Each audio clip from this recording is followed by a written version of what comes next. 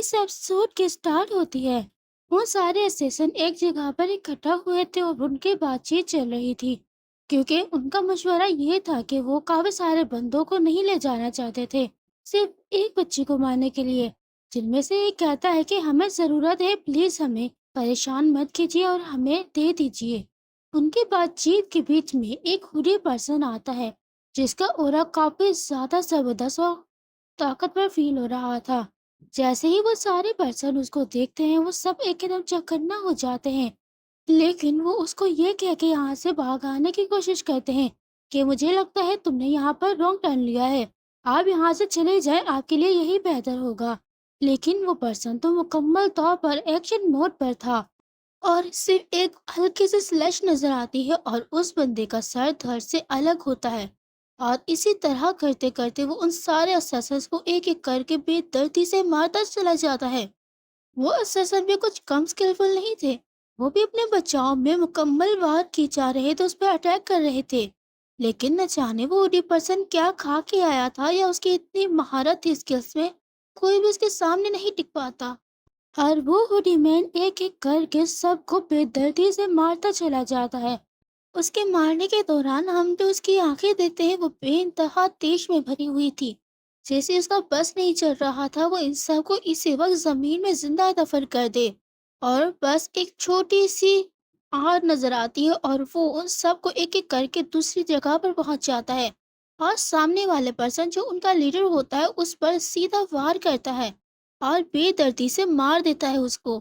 ان اسیسنز میں سے ایک اسیسن اس کو ماسٹر کہہ کے پکارتا ہے، وہ پرسن بس ہلکا سا اس کی طرف دیکھتا ہے اور سیدھا وہ اپنی خون سے سنی ہوئی تلوار اس کے پاس لے جاتا ہے اور پوچھتا ہے آخر وہ لڑکی کہاں پر ہے۔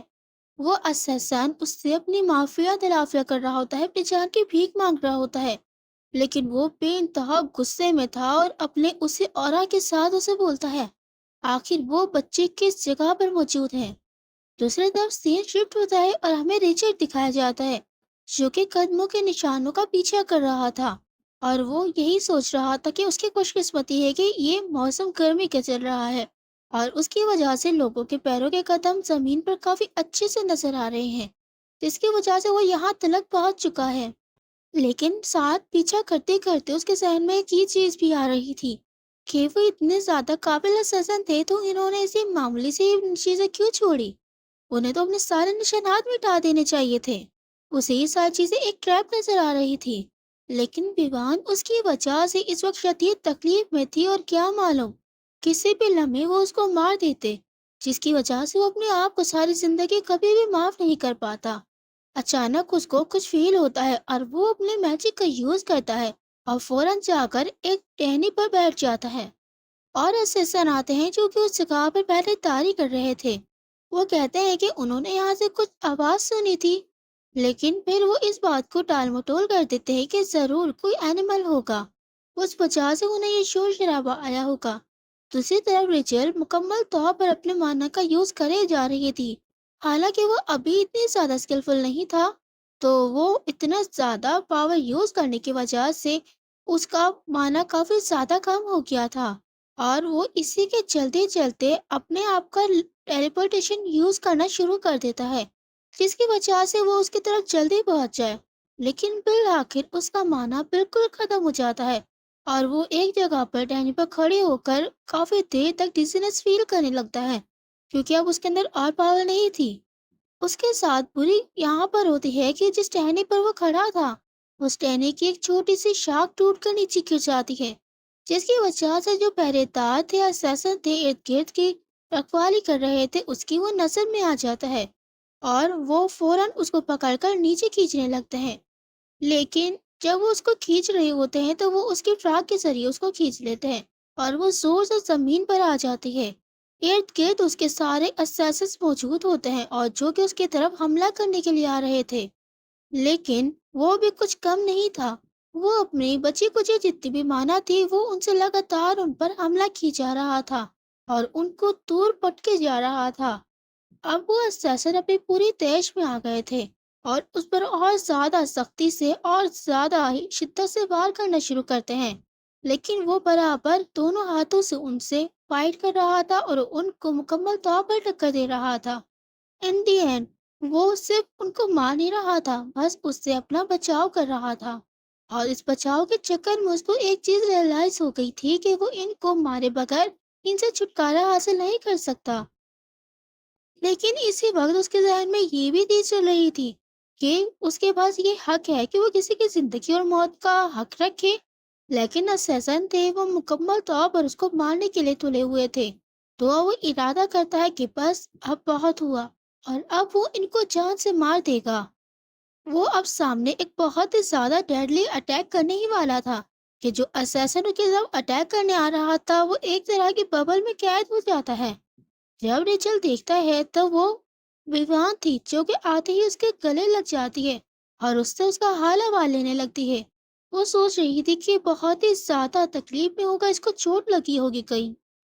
लेकिन रिचल कहता है कि इस जगह पर किडनैप तुम हुई थी तो तुम्हें हर्ट होना चाहिए, लेकिन वो उसे तसल्ली देती है कि वो बिल्कुल ठीक है।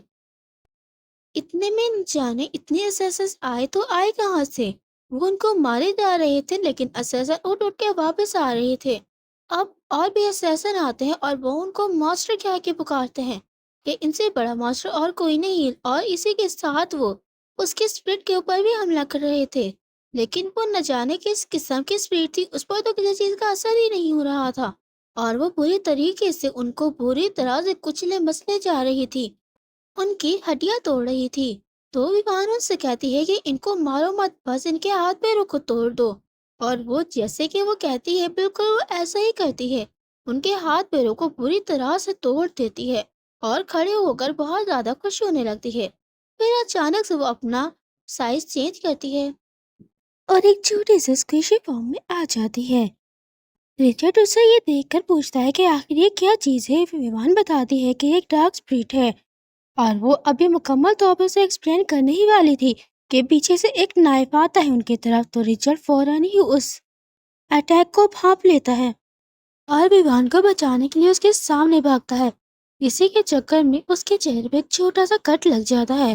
रिचर्ड बहुत ज्यादा परेशान होता है और वो उसको बहुत अच्छे से प्रोटेक्ट करना चाहता था, लेकिन वो उसको प्रोटेक्ट नहीं कर पाया, जिसकी वजह से वो बुरी तरह से परेशान हो जाता है और कहता है कि ये सारा उसका फॉल्ट है, क्योंकि वो हर्ट इसी वजह से हुई कि वो इतनी देर से हेजिटेट करता रहा कि अगर मैं इन्हें ना मारूं तो ज्यादा बेहतर है।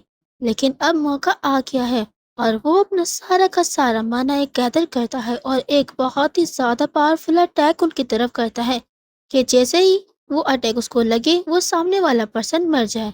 सामने वाला पर्सन अभी उस पर अटैक करने ही वाला था कि पीछे से एक बहुत ही ज्यादा खून में सनी हुई तलवार उसके आरो पार हो जाती है। हुडी के अंदर हमें सिर्फ दो कलर की गोल्डन आइज दिखाई जाती हैं। विवान और रिचर्ड देखकर दोनों परेशान, क्योंकि अब उनको लग रहा था कि अब उनका नंबर है मारने के लिए, क्योंकि इन सारे मसनरियों को उसी ने ही मारा था। अब विवान के आगे रिचर्ड आते हुए डरते हुए कहता है कि हमारे करीब मत आना, बिल्कुल भी करीब मत आना। और वो इस वक्त उसको इस तरह प्रोटेक्ट करने के अलावा कुछ भी नहीं कर सकता था। लेकिन हुडी के अंदर से एक सिल्वर हेयर निकलता है। वो विवान के फादर थे, जो बड़ी ही प्यारे अंदाज में उसकी तरफ बढ़ते हैं और उसको फौरन गले लगा लेते हैं। रिचर्ड उससे ज्यादा हैरान था, लेकिन उसके फादर माफिया तलाफिया कर रहे होते हैं क्योंकि वो उसको अकेले छोड़ गए और इसी वजह से वो आज इस अंजाम पर पहुंची। विवान भी बुरी तरह से रोते हुए उससे रो रो के माफिया मांग रही थी। लेकिन दूसरी तरफ रिचर्ड के जहन में कुछ और ही चल रहा था कि अगर ये सब कुछ ना होता कि वो उसकी दोस्त ना होती। आज पता नहीं कैसे वो सरवाइव कर गई, लेकिन कल क्या होगा। और इसी के चक्कर में वो सोचती सोचती वहीं बेहोश हो जाती है। ये देखते ही विवान फौरन उसकी तरफ भागती है ताकि पता लगाया जा सके कि आखिर क्या हुआ है। और काफी देर तक वो उसको उठाने की कोशिश करती है, लेकिन बिल आखिर समझ जाती है कि उसने अपनी माना का इस्तेमाल बहुत ज्यादा कर लिया था। इस वजह से ये इसी वक्त कोलैप्स कर गया है। अभी उसके फादर उसको गोद में उठा के ले जाने ही लगे थे कि पीछे से ड्यूक के पर्सन जितने भी नाइट्स थे वहां पहुंच जाते हैं। तो उसके फादर खामोशी से उसे उसको हैंड ओवर कर देते हैं, जबकि अपनी बेटी को वहां से उठाकर ले जाते हैं। विवान उसके साथ जाना चाहती थी और देखना चाहती थी कि आखिर रिचर्ड की क्या हालत है, لیکن اس کے فادر کے اتنے سیریس ایکسپریشن دیکھ کر وہ خاموش ہو جاتی ہے اور کچھ نہیں کہتی۔ لیکن جانے سے پہلے وہ نائٹ سے اس نینی کے بارے میں پوچھتا ہے، جس پر نائٹ بتاتا ہے کہ وہ ایک جگہ پر ہمیں بے ہوش حالت میں ملی۔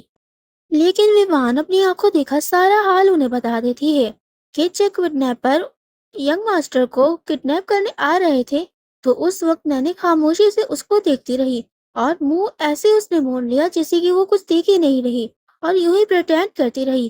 اس کی یہ ساری باتیں نائٹس غور سے سنتے ہیں اور پھر کہتے ہیں کہ چلو ہم اس بارے میں اچھے سے سمجھیں گے اور آگے کیا کرنا ہے اس کا فیصلہ کر لیں گے۔ آپ کی کنسرن کے لیے ہم بہت زیادہ اپولوجائز کرتے ہیں اور انہیں وہاں سے سیف ٹریول کہہ کر چلی جاتے ہیں۔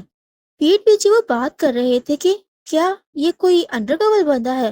اس نے کڈنیپر کو اتنی بے رحمی سے مارا ہے جسے ہم بھی نہیں مارتے۔ آخر یہ ہے کون؟ اور اس کے بارے میں سوالات ان کے ذہن میں دوڑ رہے تھے۔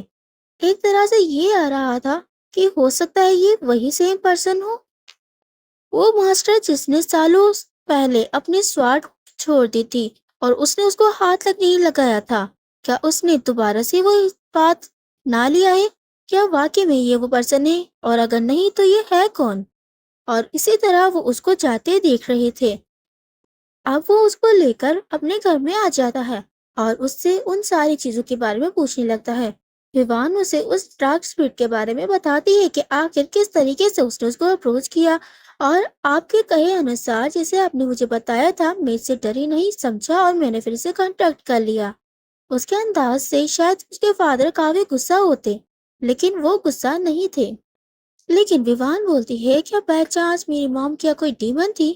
کیونکہ ڈیمن لیگیسی کے مطابق اگر آپ کے گرینڈ پیرنٹس میں سے کوئی نہ کوئی ایک ڈیمن ہوگا، اگر ڈیمن ہے تو پھر ان کے بچوں میں سے کوئی ایک نکلے گا، اگر ان کے بچوں میں سے بھی نہیں ہے تو پھر اگلی تیسری جنریشن میں بھی کوئی نہ کوئی نکلے گا، تو ان کے خاندان میں کسی نہ کسی ایک کو ہونا چاہیے ڈیمن۔ اور اس بارے میں وہ ان سے پوچھتی ہے کہ اس کے گرینڈ پیرنٹس میں تھا یا کوئی نہ کوئی تھا جس کی وجہ سے اسے یہ چیزیں ملی ہیں، وہ پروسیس کر پائیے اس طرح کی پاور کو۔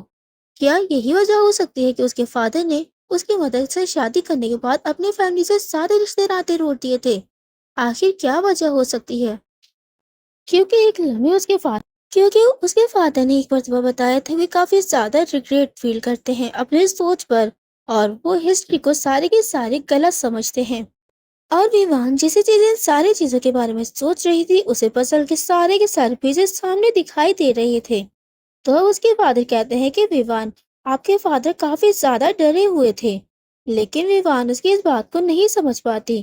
اس کے فادر آگے بتاتے ہیں کہ میں ڈرا ہوا تھا تمہاری مدر کے اسسٹنس کی وجہ سے اور اس وجہ سے کہ تم ان کی وجہ سے کافی زیادہ پریشان ہوگی، لیکن اس کی مدر کی وجہ سے وہ کبھی پریشان ہوئی نہیں، بلکہ کہتی ہے کہ میں جب بھی اپنے خیالوں میں اپنی سوچ میں سوچتی ہوں تو ہمیشہ وہ مجھے ایک کائنڈ اور ایک پریشیس پرسن نظر آتی ہے جو ہمیشہ میرے سامنے ہنستے مسکراتے دیکھتی تھی۔